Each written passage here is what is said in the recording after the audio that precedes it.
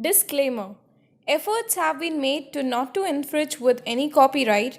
If so, it may be brought to our notice for its acknowledgement in future editions. No part of this digital content be reproduced, stored, or distributed in any or by any means either on paper or electronic media unless authorized. Digital content for candidate with disability. Sector ITITES. Subsector Business Process Management. Occupation Customer Relationship Management. Reference ID PWD SSC Q2211. Version 1.0. NSQF Level 4. Unit 5.2 Dealing with Emergency. Hello friends, welcome to an exciting session on dealing with emergencies. In this video, we will cover the following topics. Emergencies at workplace. Equipped for emergency. Dealing with medical emergencies. Bleeding. Fainting. Shock. Muscle cramps. Strains and sprains, fractures, dislocation and fractures, early signs of asthma attack, animal bites, nosebleeds, object in the eye. So let's start. Emergencies at workplace. Every organization has an evacuation procedure. Every organization also has assembly point within the organization compound or outside it, where all employees are expected to gather in case of an emergency evacuation. Threatening the employees, customers, or public, disrupting or shuts down the operation, or causing physical or environmental damage are some of the unforeseen situations. Emergencies that require evacuation include fire, explosion, floods, earthquake, hurricane, tornado, toxic material release, civil disturbance, workplace violence. Equipped for emergency. Every company has an evacuation policy, designated assembly point, a buddy system for special needs of disabilities, floor plans with evacuation routes in work areas and periodic evacuation drills. Ensure that you pay attention during these drills. You need to save your life and you can be helpful in saving someone else's life too. Dealing with medical emergencies. A medical emergency is an accidental injury or a medical crisis that is severe, like stroke, severe bleeding, shock, poisoning, burns, etc. It is crucial to know emergency medical service EMS number for your safety and the safety of others. Call EMS if a seizure happens to someone who is not known to have epilepsy or seizure disorder. It could be a sign of serious illness. A seizure lasts for more than 5 minutes. The person is slow to recover, has a second seizure, or has difficulty breathing afterwards. Has another medical condition. The lady is pregnant. There are any signs of injury or illness. Do not give the person anything to eat or drink. Restrain the person. Put anything between the person's teeth during the seizure. Splash or pour any liquid on the person's face.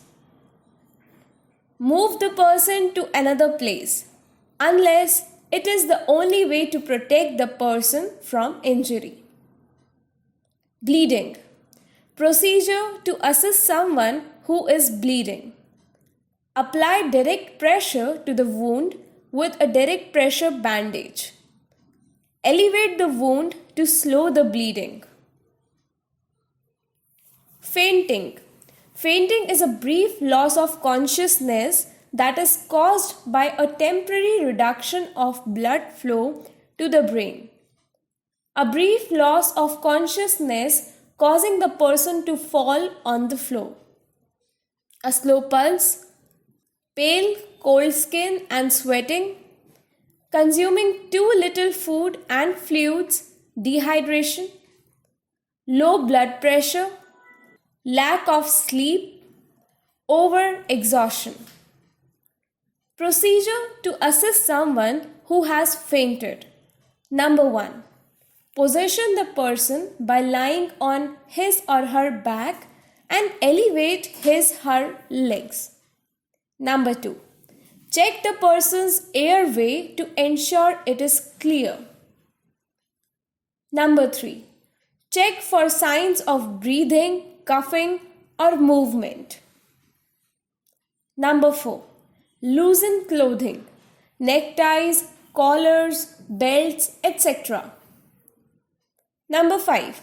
If consciousness is not regained within 1 minute, call the EMS. Shock.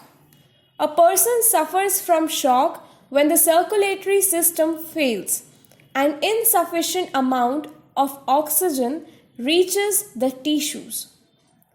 If it is not treated quickly, vital organs can fail that ultimately cause death. Shock is made worse by fear and pain.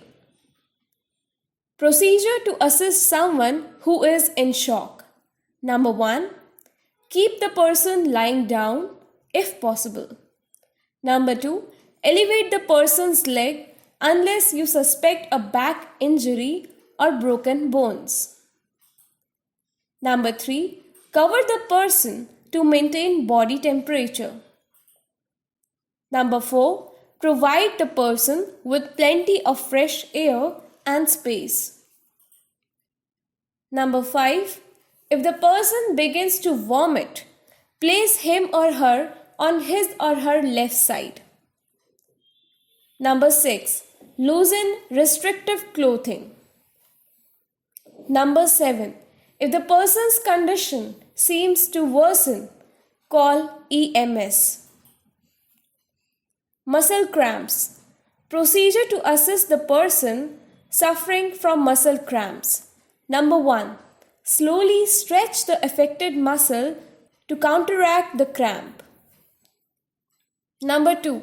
Massage the cramped muscle firmly but slowly. Number 3.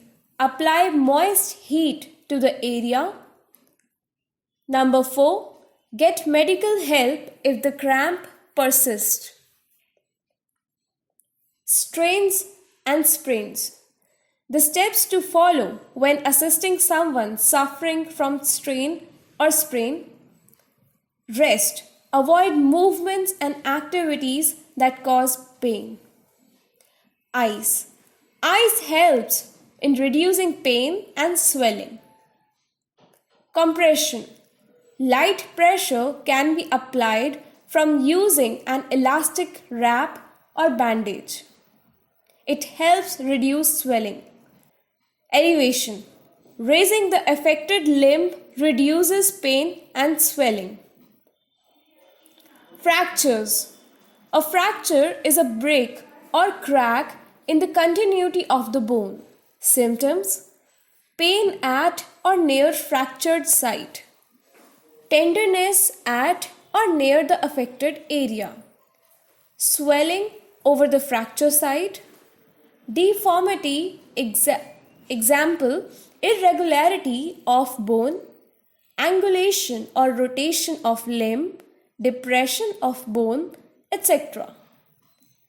Temporary loss of movement, signs and symptoms of shock. Dislocation and fractures. Dislocation is displacement of one or more joint bones. Usually the shoulders, elbow, thumb, fingers, and the lower jaw are affected. Symptoms: pain at the site of injury, limited movement at the joint, deformity, swelling. Steps to take when assisting someone suffering from a fracture or dislocation. Immobilize area. Immobilize area. Stop any movement by supporting the injured area.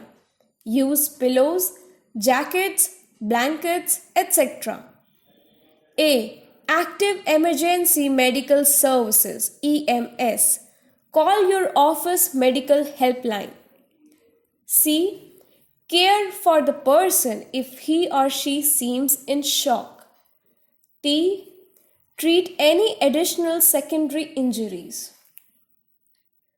Early signs of asthma. The early signs of asthma attack: coughing with no cold, wheezing, however light, especially upon exhaling, fast or irregular breathing, anxiousness, cyanosis, bluish skin color, nostrils flaring with each breath. Procedure to assist someone suffering from an asthma attack. Number 1. Keep the person in a comfortable upright position, leaning slightly forward. This is known as the tripod position. Generally, the person will dictate what position is most tolerable to them. Usually, sitting up makes it easier to breathe. Check with the person first about the most comfortable position for him or her. Number 2. Try to calm and reassure the person. Number 3. Administer warm fluids if possible. Number 4. Ask the person about any asthma medication he or she may be using. Usually, the person will have an inhaler nearby. Number 5. If the person does not respond to his or her medication, cannot speak or cannot breathe, seek medical attention immediately. Animal bites. Procedure to assist someone who has been bitten by an animal. Number 1. Wash the bite area with mild soap and warm water for 5 minutes to remove saliva and other foreign matter. Number 2. Use direct pressure or pressure point bleeding control to stop any bleeding. Number 3. If the wound is swollen, apply ice wrapped in a towel for 10 minutes. Number 4. Cover the wound with a clean dressing or bandage. Number 5. Seek medical assistance if the person showcases any severe symptom.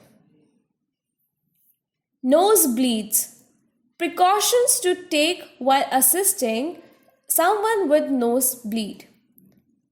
It often occurs when a person has been breathing dry air. Seek professional help if they occur often.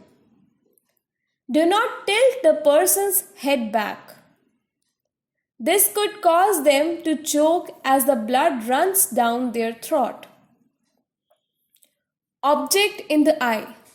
Procedure to assist someone who has a foreign object in their eye. Do not rub the eye. Wash your hands, clean the person's eye using water. In the next video, we will learn about employability and entrepreneurship skills. Thank you.